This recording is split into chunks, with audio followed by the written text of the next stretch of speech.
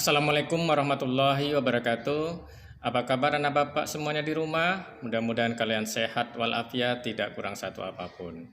Anak-anak bapak sekalian, perlu bapak ingatkan kepada kita semua untuk terus memacu semangat belajar. Jangan kendor nak. Ya, terus berusaha kita semaksimal mungkin dalam belajar. Insya Allah pasti Allah akan membantu kita. Anak-anak bapak sekalian, hari ini Bapak akan memberikan materi tentang pengaruh perubahan dan interaksi keruangan terhadap kehidupan di negara-negara ASEAN. Kali ini kita akan membahas submateri yang berjudul pengaruh perubahan ruang dan interaksi antar ruang akibat faktor alam. Anak-anak sekalian, agar pertemuan kita ini diberkahi oleh Allah Subhanahu wa taala, mari kita menyerahkan diri kepada Allah sembari berdoa dengan membaca basmalah. Bismillahirrahmanirrahim. Oke anak-anak bapak semua, kita mulai belajar tentang pengaruh perubahan ruang dan interaksi antar ruang akibat faktor alam. Kita lanjutkan anak-anak bapak. Adapun tujuan pembelajaran kita kali ini yaitu peserta didik mampu menjelaskan faktor iklim sebagai penyebab perubahan ruang dan interaksi antar ruang di negara ASEAN. Kemudian peserta didik diharapkan mampu menjelaskan faktor geologis sebagai penyebab perubahan ruang dan interaksi antar ruang di negara ASEAN. Selanjutnya, kamu diharapkan mampu menjelaskan faktor sumber daya alam hayati dan non-hayati sebagai penyebab perubahan ruang dan interaksi antar ruang di negara ASEAN. Kita lanjutkan anak-anak sekalian. Banyak faktor ya yang menimbulkan berbagai bentuk interaksi antar negara, yaitu faktor iklim, faktor geologi, dan faktor ketersediaan sumber daya alam. Itulah faktor-faktor yang menimbulkan berbagai bentuk interaksi antar negara. Kita lanjutkan anak-anak bapak sekalian. Oke, yang kita bahas pertama yaitu faktor iklim.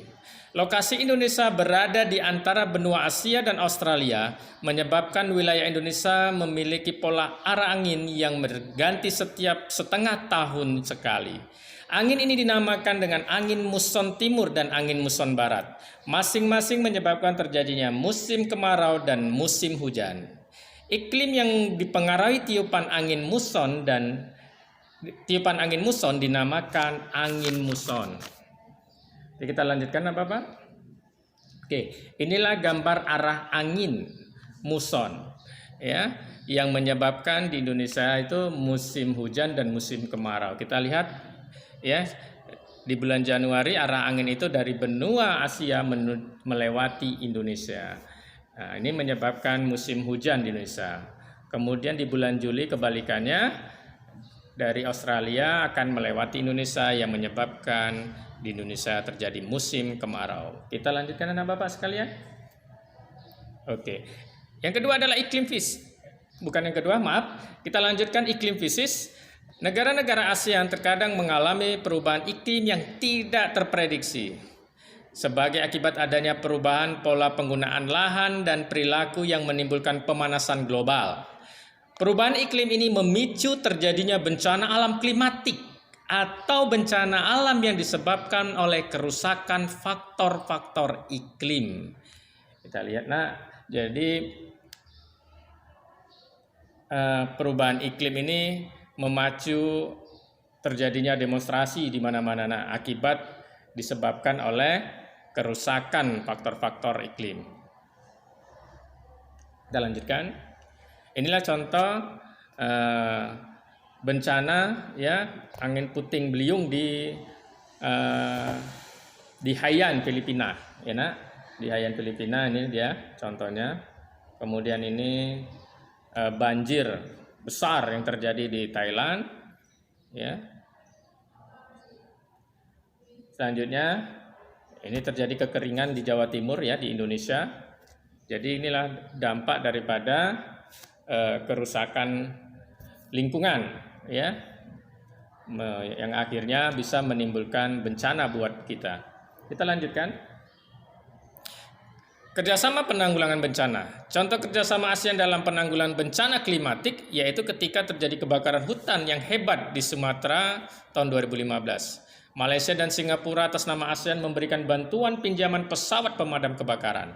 Indonesia dan beberapa negara ASEAN lain membantu Filipina dalam mengalami bencana badai Haiyan tahun 2014. Seperti yang gambar tadi, badai Haiyan di Filipina. Itu luar biasa badainya. Oke, kita lanjutkan. Faktor geologi. Oke, ini yang kedua, faktor geologi.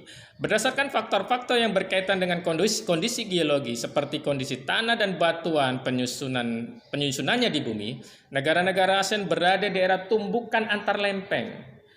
Pergerakan lempeng yang bertumbukan menyebabkan terjadinya bencana geologis seperti gempa bumi, apalagi apabila terjadi di laut atau mempengaruhi pergerakan gelombang laut, gempa ini dapat menimbulkan bencana tsunami. Kita lihat ini gambar ini, peta ini kamu akan melihat peta tumbukan lempeng ya nak. Ya. Inilah yang bisa menyebabkan terjadinya gempa bumi, dan apabila terjadi di laut akan menimbulkan gelombang yang dinamakan dinamakan dengan bencana tsunami. Oke anak sekalian, kita lihat lagi, ini adalah peta yaitu persebaran gunung-gunung api di negara-negara ASEAN. Yang merah-merah itu kita lihat, yang merah-merah itu menunjukkan gunung api yang aktif ya di negara-negara ASEAN. Oke, kita lanjutkan anak Bapak sekalian. Setidaknya 4 dari 11 negara ASEAN, yaitu Indonesia, Malaysia, Thailand, dan Myanmar, pernah mengalami gempa dan tsunami. Korban tsunami yang menggemparkan dunia terjadi di wilayah Indonesia, yaitu di Aceh pada tahun 2006. Sama seperti kejadian bencana lain, negara-negara ASEAN sebagai organisasi ataupun negara-negara tetangga melalui Pusat Koordinasi Bantuan Kemanusiaan memberikan bantuan berupa kebutuhan pokok, fasilitas kesehatan, maupun donasi untuk perbaikan lingkungan dalam masa pemulihan. Karena masih ingat karena kita kembali ke belakang tahun 2006 ya terjadi bencana tsunami di Aceh yang sangat luar biasa, yang menimbulkan korban yang sangat banyak. Ya. Oke, inilah dia gambar tsunami yang terjadi di Aceh. Kita lanjutkan. Faktor kesediaan sumber daya alam. Hampir semua negara-negara ASEAN memiliki sumber daya alam berupa barang tambang kecuali Singapura. Namun Singapura merupakan negara industri. Contoh negara penghasil bara tambang di ASEAN, Indonesia. Itu minyak bumi, menghasilkan minyak bumi, gas alam, bauksit, timah putih, dan lain-lain. Malaysia menghasilkan timah putih, minyak bumi, bauksit, emas, perak, dan lain-lain. Sisanya kamu cari sendiri anak ya. Itu ada di buku, ada. Kamu baca sendiri ya nak, kamu pelajari. Oke. Sumber daya alam hayati dan non hayati. Yang pertama, hutan. Indonesia memiliki hutan paling luas di antara negara-negara lain. Namun laju kerusakan hutan atau deforestasi di Indonesia yang juga paling tinggi di antara negara-negara ASEAN lainnya. Laut, perikanan, mutiara, rumput laut, sampai barang tambang merupakan contoh eksplorasi perairan laut sebagai sumber daya alam. Saat ini perairan laut banyak yang dikelola sebagai tempat wisata. Nah, ini gambar potensi sumber daya hayati enak ya, maupun non hayati, gambar hutan di Kalimantan dan perairan laut Raja Ampat, luar biasa kekayaan alam Indonesia.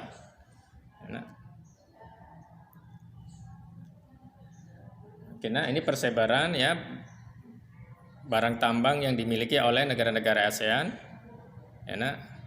Bisa kamu pelajari ya, ini ada di buku ya, kamu baca, kamu pahami.